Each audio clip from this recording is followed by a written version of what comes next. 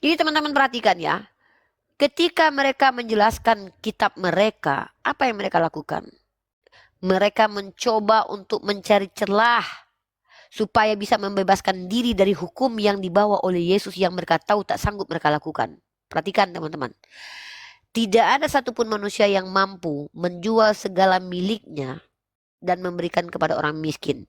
Ketika mereka baca ayat itu, ketika kita uji mereka, sanggupkah kalian mengikuti ajaran Yesus? Mereka bilang, sanggup, pikul salib pun kami sanggup. Oke, kenapa kalian gak ikuti ajaran ini? Menjual segala milik kalian dan berikan ke orang miskin. Apa jawaban mereka? Ini bukan untuk saya miskin. Ini untuk orang kaya saja. Coba tanya sama orang kaya nanti yang Kristen. Maka ketika saya berkata, berarti pendetamu nggak masuk surga ya? Karena pendetamu banyak yang kaya. Lalu mereka bantah bahwa data-data selama ini menunjukkan pendeta menggunakan jam Rolex. Pendeta menggunakan mobil Ferrari. Pendeta memiliki harta banyak. Lalu mereka bahas dengan pendeta yang miskin. Padahal konteksnya saya membicarakan pendeta mereka yang kaya. Berarti pendeta mereka yang kaya masuk neraka. Berarti hanya sedikit pendeta yang masuk surga. Kenapa? Yang miskin-miskin aja berarti. Yang di Papua itu menurut yang typing di bawah. Inilah cara mereka teman-teman. Ketika mereka tak mampu menjalankan hukum yang diperintahkan oleh Yesus, berilah kepada mereka, jangan kau tolak. Pinjamkan pada mereka, jangan kau tolak. Lalu mereka menjawab dengan cara apa? Menunjukkan bahwa, oh itu bukan untuk kami. Itu untuk yang ditanya. Itu untuk yang bertanya. Tapi ketika kita tanya, oh berarti itu hanya untuk orang itu aja ya? Berarti ini nggak perlu di dalam kitab suci. Karena nggak ada manfaatnya buat kalian. Karena ini bukan untuk kalian. Ini cuma sejarah Yesus pernah ngobrol dengan orang kaya. Mereka akan menjawab lagi, oh itu bla bla bla bla bla bla. Perhatikan teman-teman, makanya saya katakan, rata-rata umat Kristiani itu hanyalah lip service. Lip service itu apa? Manis di mulut, pahit di kelakuan. Kenapa? Karena memang pengajaran Yesus tidak make sense, tidak sesuai dengan realitas konkret manusia. Bagaimana mungkin Tuhan suruh miskinkan diri, sudah kaya suruh miskinkan diri? Kalau dalam Islam apa?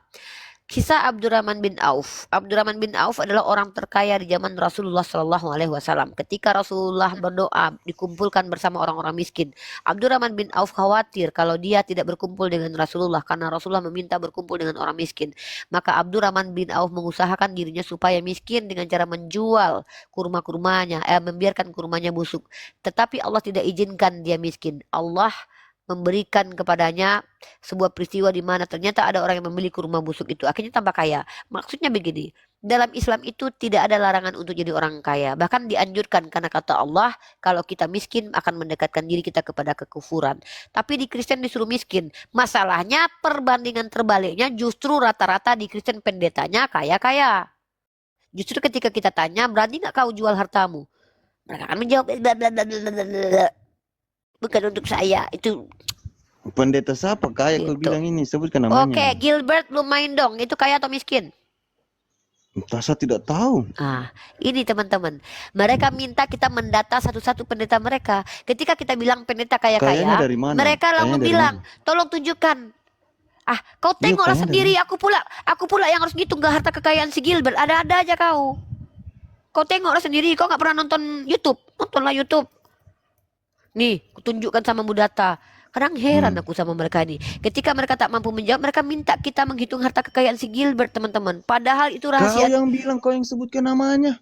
Oh Kau betul, yang memang jelaskan itu memang datanya. ada. Memang betul. Ini aku tunjukkan sama kamu. Masa Kalau yang sudah jelaskan kutunjukkan, data? kalau kau sudah tunjukkan, kau akui kalau pendeta banyak kaya. Hah? Mana? Kalau Akan? seandainya kau sudah kutunjukkan, kau akui ya. Diam kau habis itu ya. Kau jawab apakah pendeta ini masuk neraka atau surga ya? Jawab ya. Iyo, kayaknya itu seperti apa? Cuma karena ada Oh mobil jadi Avanza oke, satu. parameter kaya apa? Definisi kaya apa? Coba definisi kaya apa? Nah ini kan Hartanya bertele-tele banyak. kan. Nah hartanya banyak. Sekarang kutunjuk seberapa banyak harta kalau dia dikatakan kaya. Berapa jumlahnya? Emasnya berapa gram? Mobilnya berapa biji? Kau jawab sudah. Aku yang tanya sama kau sekarang. Parameter kaya berapa? 1 triliun. Oh, itu batasanmu. 1 triliun baru kaya. Berarti kalau yang punya 500 juta tidak kaya. Coba kau tunjukkan siapa yang ngajarin begitu. Tadi kan kau tanya. Teman-teman perhatikan ya. Perhatikan teman-teman ya. Inilah kalau mereka menghindar dari, mereka sebenarnya sadar betul ajaran ini tidak make Mana sense. datanya? Perhatikan. Ini kau jangan bentak-bentak suruh-suruh aku. Aku bukan babumu. Aku di sini malah membantu kau tunjukkan data. Kau dari tadi nggak ada tunjukkan data. Open kan pun kau nggak mampu. Kau tengok ini. Ya, kaya raya. Iya. Inilah 4 pendeta terkenal di Indonesia. Salah satunya mengaku pernah bertemu Yesus. Gilbert Lumendong. Kau pikir ini bukan pendeta ini? Hah? Ini bukan Iya. pendeta ini? Ah, jadi orang Iya. ini masuk neraka berarti. Udah jawab. Berarti ini kaya. Ini masuk neraka berarti. Masuk Coba neraka orang ini. ke atas ulang. Kayaknya seperti apa? Kau tanya kayanya seperti apa? Di sini tertulis kaya raya, lalu kau tanya kayanya seperti apa? Sedangkan di sini ditulis kaya raya. Kau tanya kaya seperti apa? Kau sendirilah yang bikin aturan kaya itu seperti apa. Kan oneng kayanya seperti apa, di situ tertulis kaya raya, lalu kau tanya kaya seperti apa. Inilah. Ya, ketika kau bilang ayat itu hanya untuk orang kaya, maka ku tanya, bagaimana dengan pendeta kalian yang kaya raya? Jumlahnya, jumlah uangnya, jumlah hartanya. Coba Yesus atur berapa? Kata Yesus kaya berapa banyak uangnya? Kata Yesusmu. Jumlahnya. Saya tanya, kata Yesus kalau disebut kaya itu berapa duitnya? Berapa keledainya? Kita tidak tahu, si pemuda tadi Kalau yang kau tidak jelaskan tahu di kitab ngapain kau itu. tanya? Kalau Yesus tidak memberikan parameter jumlah kekayaan berapa, kok kau yang berikan batasan kaya itu seberapa? Di situ tertulis pendeta itu kaya raya, tertulis kaya raya. Kau tanya kayak mana kayanya? Memangnya kaya raya itu seberapa parameternya? Kau bilang 1 triliun. Siapa Kaya yang raya bilang kan? kalau kaya itu minimalnya 1 triliun? Apakah orang duit 500 juta tidak bisa dikatakan kaya? Apakah orang yang memiliki 2 miliar tak bisa dikatakan kaya? Siapa yang bilang kau begitu? Inilah kadang-kadang nih otak nggak jalan. Kenapa? Karena Kalau tidak 500 mampu juta, ada. tapi kalau Aku ada tidak mau cicilannya, menghitung kekayaan orang lain. Aku nggak peduli dengan urusan ada kekayaan orang lain. untuk gaji karyawan. Saya tanya, kalau ada pendeta yang kaya masuk neraka atau masuk surga? Udah banyak bacot. Kau suruh ngitung-ngitung kekayaan si Gilbert, ada aja kau ini. Coba Kan tanya, kaya. kalau ada Kaya pendeta ini kan yang kaya masuk neraka atau masuk surga? ada Jawab, banyak pengusaha bacot. kaya, tapi kan dia Saya gaji tanya, karyawan. kalau ada pendetamu yang kaya masuk neraka atau masuk surga? Jawab. Kembali lagi ke pendetanya. Saya tanya, kalau pendeta itu kaya tidak menjual seluruh hartanya, masuk surga atau masuk neraka? Jawab. Tanyalah dia. Pendeta. Aku tanya ayat ajaran kitabmu loh. Aku ngapain tanya si pendeta itu? Aku bertanya di Ya, ajaranmu, kayaknya. kalau ada orang kaya yang tidak mau menjual seluruh hartanya dan memberikan kepada orang miskin, menurut Tuhanmu dia masuk neraka, masuk surga. Kenapa? Karena Tuhanmu berkata, supaya kau hidup kekal, caranya jual seluruh hartamu. Kata Yesus, kalau kau ingin masuk surga, maka jual seluruh hartamu. Kutanya samamu balik ya. Pemuda kaya ini berapa biji keledainya? Sampai kau menghitung berapa kaya, parameter kaya yang kau tanya sama aku. Tahu nggak kau jumlah keledai laki-laki ini? Tahu nggak kau jumlah uang yang ada di kantongnya? Tidak. Kalau kau nggak tahu, kenapa kau suruh aku menghitung kekayaan si Gilbert tadi? Berarti tidak ada parameter jelas. Tapi yang penting dia Tapi menurut Tuhan Yesus Yesus kaya. tahu berapa hartanya, dia tahu. Ya, berapa? Dari mana kau tahu kalau Yesus tahu jumlah hartanya? Dari mana kau Terus tahu? dari mana dia dapat Dari mana itu kau hasil tahu kekayaannya kalau itu Yesus tahu. Dari mana kau tahu Kalau Yesus tahu Gilbert seluruh kan, pendeta hartanya? Gilbert kan kita Iya, tahu. yang bilang kepadamu itu siapa? Bilang apa? Yang bilang kalau seandainya Yesus tahu jumlah hartanya siapa? Ya dia Tuhan. Nggak ngerti, pura-pura nggak ngerti bahasa Indonesia dia kan? Macet oleng teman-teman. Kau bilang Yesus tahu kalau hartanya banyak. Dari mana kau Hartanya tahu kalau banyak. Yesus tahu jumlah hartanya? Dari mana kau tahu? Terus jumlahnya dia tahu. Ya dia berkuasa. Dari dia mana? Tuhan. Dari mana kau tahu? Ya, dari mana kau tahu? Dan dia tahu juga dari mana pendapatan kekayaannya yang itu bilang diterima dari kepadamu, mana. yang bilang kepadamu siapa? Kalau Yesus tahu jumlah hartanya, siapa yang bilang kepadamu? Kita tidak. Coba. Asumsi. Udah ya, mungkin Agatha yang ngasih tahu mungkin. Gini loh, teman-teman perhatikan ya. Ketika mereka mendapatkan, mereka selalu mengatakan, ajaran kami ini ajaran kasih. Ajaran yang penuh cinta kasih, ajaran yang menyayangi semua orang. Kasihilah musuhmu, kami lo baik sekali, tidak sombong, rajin menabung. Ajaran kami ajaran Bible, ajaran kami ajaran Yesus, kata mereka. Oke brother, kebetulan nih kami umat Islam belajar Bible nih.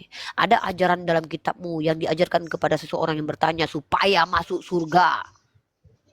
Apa kata orang itu? Bagaimana cara hidup kekal Yesus? Ternyata Yesus tidak menjawab begini. Apa kata Yesus? Tidak ada Yesus mengatakan, pergilah ke gereja, menarilah atas namaku, berkatalah syirah-barabah. Tidak ada. Pergilah kalian, sebarkan seluruh Injil ke seluruh makhluk. Tidak ada Yesus berkata begitu. Tidak ada juga Yesus mengatakan, percayalah kalau aku datang menyelamatkan kalian dan kalian makan darahku dan terimalah ini dariku. Tidak ada Yesus berkata begitu. Tapi apa kata Yesus? Ikuti perintah hukum Torah. Itu. Kedua, apalagi kata Yesus? Kemudian juallah seluruh segala sesuatu milikmu. Kemudian berikan kepada orang miskin. Pertama, ikuti aturan Tuhan. Yang kedua, beramal. Amalan soleh. Bersedekah. Yang ketiga adalah ikuti perintah Yesus. Umat Islam bagaimana? Umat Islam pertama beriman atas hukum-hukum Allah. Kedua, melaksanakan amalan soleh. Apa amalan soleh? Zakat dan sedekah. Zakat tidak membebankan kepada manusia. Kenapa? Zakat tidak membebankan karena bahkan zakat-zakat yang diwajibkan bagi kita itu tidak akan memiskinkan kita. Bahkan lebih banyak belanja kalian beli rokok sehari semalam suntuk ketimbang zakat yang dikeluarkan. Sedekah. Sedekah pun tidak dipatokkan berapanya. Bahkan tersenyum pun termasuk sedekah. Ini Islam. Make sense ajarannya. Tidak memiskinkan. Tetapi men-trigger manusia untuk ingat saudaranya. Bukan jumlahnya. Tetapi ingat gak kau melihat orang lain yang susah makan. Kau beri gak mereka makan satu piring? Sulitkah bagimu memberi makan satu orang satu piring. Sementara kau kadang makan 3 piring 2 piringnya kau buang? Inilah ajaran Islam. Make sense. Relevan dengan nilai-nilai sosial yang ada di muka bumi ini. Yang diinginkan oleh Allah berdasarkan surah Al-Baqarah ketika Allah mengajarkan Adam Asma, artinya manusia ini belajar di dunia, belajar mencintai orang lain, belajar untuk bersyukur atas rahmat Allah. Cara bersyukur apa? Ingat saudaramu yang belum makan. Makanya ada hadis, barang siapa yang tidur dengan perut kenyang, tetangganya miskin dan kelaparan, tidak mencium bau surga. Loh, kok bisa? Mana saya tahu tetangga saya itu lapar. Bukankah Allah perintahkan sambunglah sila rahimnya, silah itu disambungkan silaturahim. Gak bisa kau bertanya-tanya. Kau tahu tetanggamu kerjanya cuman, mohon maaf ya, kau tahu tetanggamu janda, tidak bekerja. Masa gak jalan otakmu? Ngobrollah dengan dia sekali-sekali. Diam dulu, aku lagi gak ada urusan denganmu. Denganmu udah selesai, aku gak peduli dengan ajaranmu ya. Siapa paling kau tanya ini?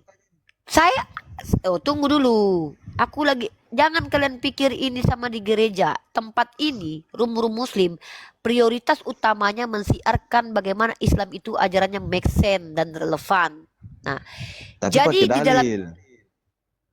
kau aja ngomong dari tadi gak ada kau tunjukkan dalil. Banyak pula cerita kau, aku sama orang Islam kok, bukan sama kau. Iya, tapi Kok aku pula kau bukan udah cantumkan turun dalilnya. kau turun saja sudah muak pun nengok kau. Giliran ajaran yang susah nggak bisa kau ikuti, kau bilang itu untuk dia aja, itu untuk mereka aja. Aku nggak ikut-ikut di situ, aku miskin soalnya, hantu belau. Giliran ajaran tertulis di kitabmu, kau bilang aku nggak ikut ya.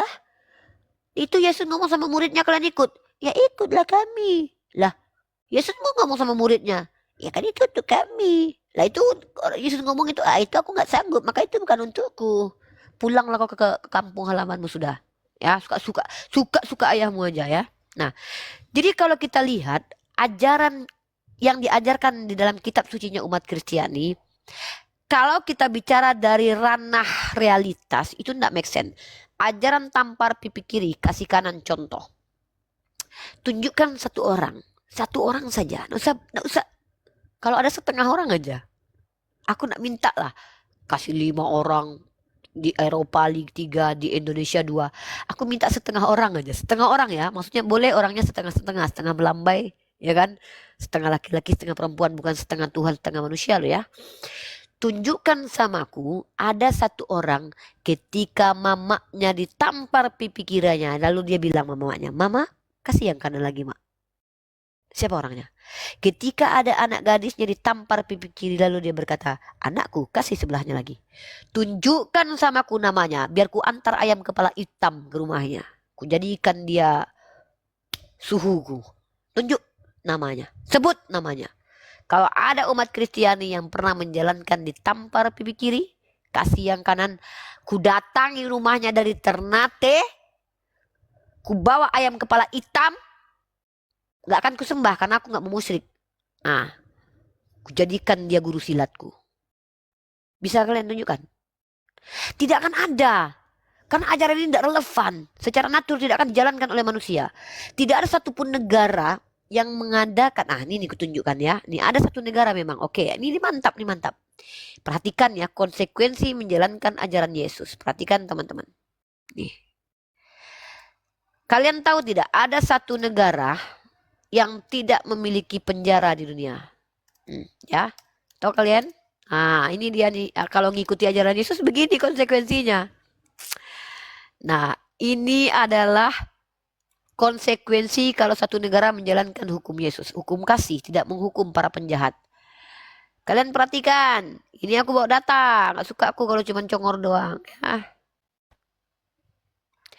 Aku ambil dari Detik Travel. Nah, silakanlah kalian mau ngambil FIFA.com kek, mau ngambil CNN kek, mau ngambil apa suka-suka kalian aja, terserah lah. Nah, ada satu negara Kristen. Negara ini negara Kristen teman-teman. Negara terkecil di dunia tapi negara Kristen. Perhatikan. Apa nama negaranya? Ini adalah negara Vatikan. 10 fakta Vatikan. Negara terkecil dunia yang dipimpin Paus Fransiskus. Tahu kalian? Negara ini menariknya menjalankan hukum kasih. Dengan apa? Tidak memiliki penjara. Jadi penjahat tidak dihukum. Ya, tidak memiliki penjara. Nah, tidak punya penjara. Gara-gara ini apa yang terjadi? Ah ini nomor 3-nya kalian baca. Gara-gara itu kriminalitasnya tinggi. Nah ini nih. Ini konsekuensi kalau ngikuti ajaran Yesus. Gitu guys. Itu konsekuensinya. Jadi kalau ada satu negara yang ikuti ajaran kasih, itu mampuslah. Gitu. Ya, makanya aku bilang ajaran baginda Muhammad SAW itu adalah ajaran yang diikuti oleh banyak orang, banyak negara. Kenapa? Ajarannya relevan. Bayangkan loh, kalah hukum manusia biasa yang diangkat sebagai nabi oleh Allah dibandingkan Tuhan. Tuhan kok nggak tahu, nggak ada yang mampu jalankan hukum kasih. Ngapain kalau cuma ngomong kami ajaran kasih?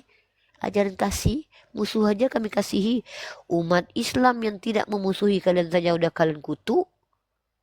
Berapa banyak kalian menghina Nabi kami Muhammad SAW yang tidak pernah kalian kenal. Ada umat Islam yang secara terang-terangan memiliki doktrin menghina Yesus. Wala tasubbul ladzina yad'una min dunillahi fayasubbullahu adwan bighairil ilmi, kata Allah. Jangan kalian menghujat sembahan orang lain karena mereka akan menghujat Allah. Dilarang kami menghujat sembahan kalian. Ini baru ajaran kasih. Laporkan saya ke kantor polisi. Tapi siap-siap kalian, saya tunggu kalian di meja hijau untuk mendiskusikan kitab suci kalian. Saya cuma bertanya, tidak ada saya menjelaskan adalah kawan-kawan kalian. Kenapa saya membahas ini? Karena saya adalah pendiskusi lintas agama yang muak terhadap kalian teman Kristen kalian, kawan-kawan Kristen kalian yang membuka komar untuk menghujat agama Islam. Kami buka diri kami untuk tempat kalian bertanya. Kami buka diri kami untuk tempat kalian mengedukasi diri kalian. Kalau ada kata-kata kami yang salah, luruskan. Kalau memang kalian punya ilmu. Ya, itu.